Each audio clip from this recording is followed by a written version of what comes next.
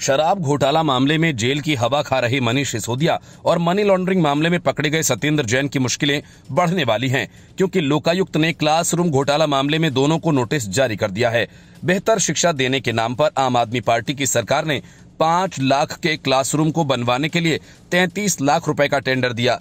इतना ही नहीं, 1241 टॉयलेट्स को भी क्लासरूम बताया गया। बड़ी बात यह कि इस घोटाले में वही कंपनी बब्बर एंड बब्बर है जिसने केजरीवाल के लिए शीश महल बनाया।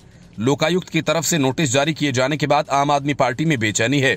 बीजेपी सांसद मनोज तिवारी ने कहा कि जिस आपने दिल्ली की जनता को बहुत सारे सपने दिखाए, वो सपनों के बहाने भोली भाली जनता को लूट रही है।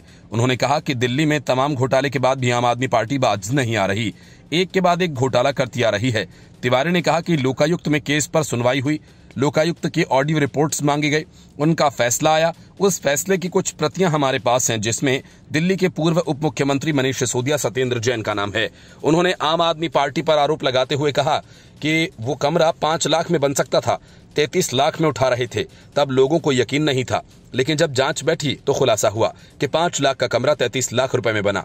2018 में बीजेपी सांसद ने इस मामले को उठाया था। उसके बाद सतर्कता निदेशालय ने अपनी रिपोर्ट में जिक्र किया था कि सरकारी स्कूल्स में गत वर्षों के दौरान जो अतिरिक्त कक्षाओं का निर्माण हुआ है, उसमें अनियमितताएं पाई गई हैं।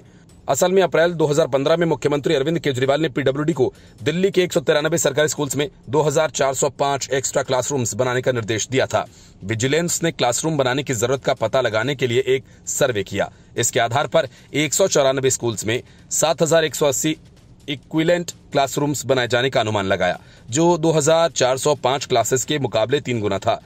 सीवीसी ने 17 फरवरी 2020 को एक रिपोर्ट में पीडब्ल्यूडी के दिल्ली के सरकारी स्कूल्स में हुए भ्रष्टाचार को बताया।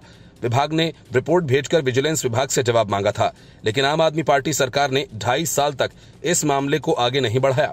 इसके बाद अगस्त 2022 में दिल्ली के एलजी ने मुख्य सचिव को निर्देश जारी कर जांच रिपोर्ट देने को कहा। विभाग ने जो रिपोर्ट दी उसमें बताया गया कि टेंडर प्रोसेस में उलटफेर करने के लिए नियमों का उल्लंघन हुआ, साथ ही कई निजी लोगों का रोल भी उजागर किया। रिपोर्ट में कहा गया बेहतर सुविधाएं बढ़ाने के नाम पर 205 करोड़ रुपए 45 लाख रुपए एक्स्ट्रा खर्च किया गया। गैर संवैधानिक एजेंसी, व्यक्ति और जैसे Messrs Babbar and Babbar associates administration चला रहे थे और अधिकारियों के लिए नियम और शर्तें बना रहे थे। पूरा प्रशासन इन नियमों का पालन करवा रहा था। सीवीसी को 25 अगस्त 2019 को क्लासरूम कंस्ट्रक्शन में भ्रष्टाचार और लागत बढ़ाने की शिकायत मिली थी। बेहतर सुविधाओं के नाम पर कंस्ट्रक्शन कॉस्ट 90% तक बढ़ाई गई।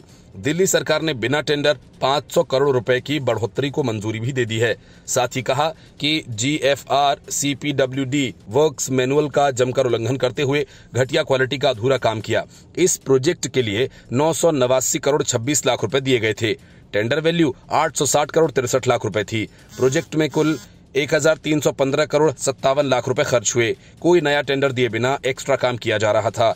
इससे कॉस्ट 326 करोड़ 25 लाख रुपए तक बढ़ गई, जो टेंडर के लिए सैंक्शन अमाउंट में से 53% ज्यादा है। रिपोर्ट में यह भी कहा गया कि 194 स्कूल्स में 160 टॉयलेट्स बनाए जाने थे, लेकिन 37 करोड़ का एक्स्ट्रा खर्च करके 1214 टॉयलेट्स बनाए गए।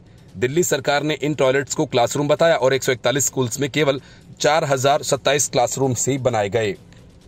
Bureau report, news of India.